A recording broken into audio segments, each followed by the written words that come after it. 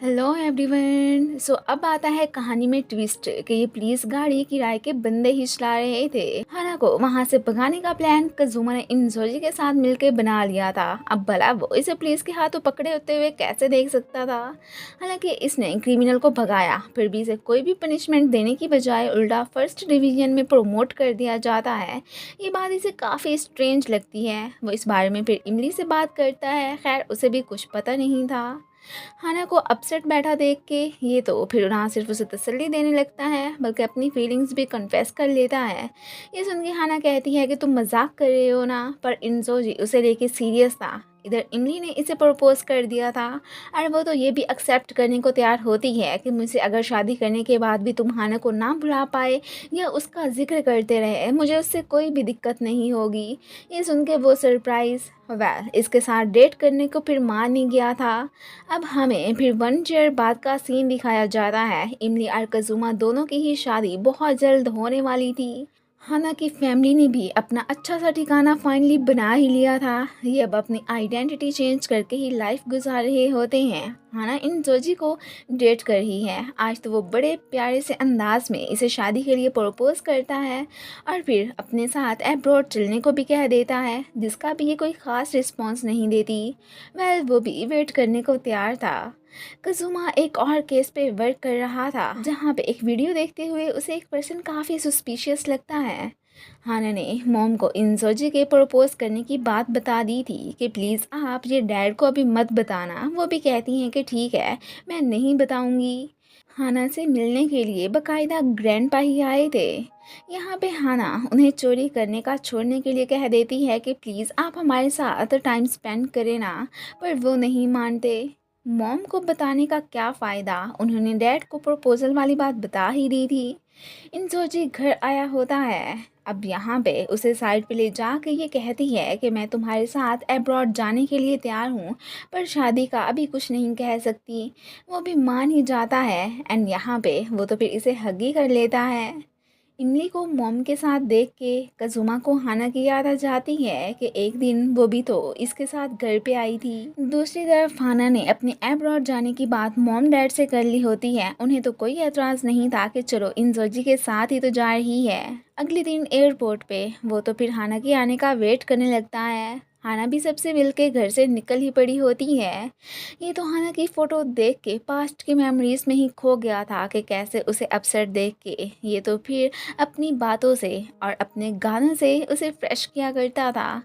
घर पे वतारू से आज मॉम डैड को पता चलता है कि हाना कजुमा को नहीं भुला पाई है, इसलिए वो ये कंट्री छोड़ के जा रही है ताकि हो सकता है कि वो वहाँ जाके उसे भूल जाए।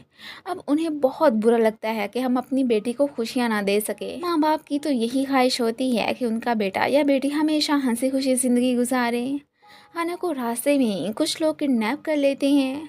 लेडी बग क्रैकर जो कि उनके साथ लगा था, इसलिए फिर वतारू को सारी बात का पता चल जाता है। ये तो हाना को लेके बहुत ही फिक्रमंद हो गए थे।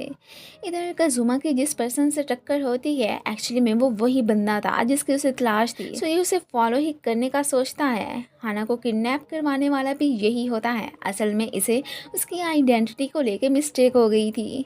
पॉइजन छोड़ के वो साहब तो वहाँ से चले जाते हैं। तभी हाना को कजुमा की आवाज़ बाहर से सुनाई देती है।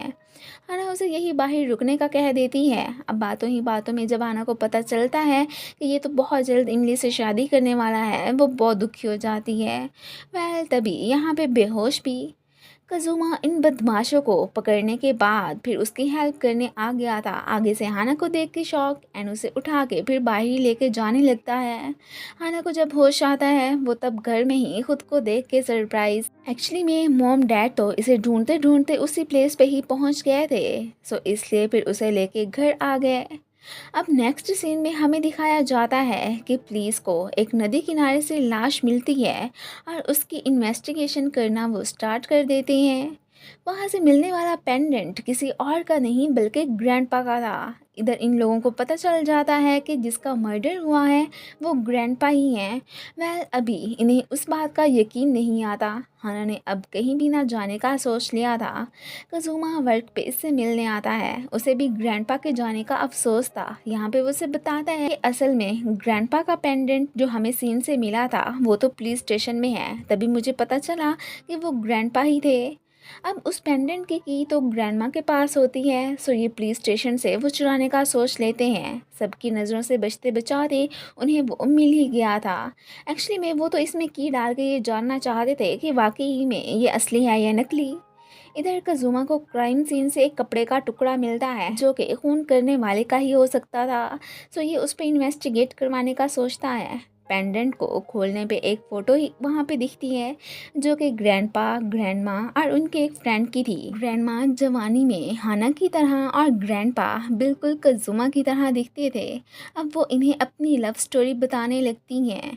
अब यहाँ पे वो इन्हें यही कहती हैं कि एक्चुअली में जो कि उनका लवर था वो कोई और नहीं बल्कि कज़ुमा के ग्रैंडपा ही थे। इन्हें जब पता चला कि ग्रैंडपा की पूरी फैमिली पुलिस से बिलोंग करती है तो इन्होंने उन पे गिव अप कर दिया। तभी किसी ने उन पे अटैक भी कर दिया था जिन्हें जस्ट उनका फ्रेंड ही देख पाया। ग्रैंडमा ने अपने लवर को सब सच बता के ही ब्रेकअप किया था कि हम दोनों कभी भी एक नहीं हो सकते क्योंकि मैं लू फैमिली से हूँ जो कि थीफ मानी जाती है और तुम हो पुलिस फैमिली से।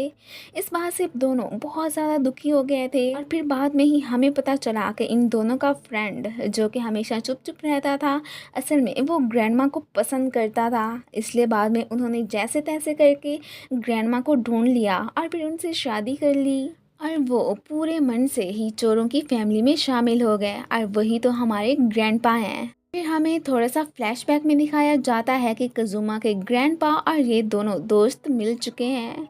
ग्रैंडमा ने तो अपने स्कार्स का ट्रीटमेंट करवा लिया था लेकिन ग्रैंडपा को अभी भी उस पर्सन की तलाश थी जिन्होंने इन पे अटैक किया। वो कोई अच्छा बंदा नहीं था। वतारू इन्हें बताता है कि इस वक्त जिस पर्सन को ग्रैंडपा के पेंडेंट की तलाश है वो कोई और नहीं बल्कि इमली है और वो ये सब अपने ग्रैंडपा के कहने पे ही कर रही थी।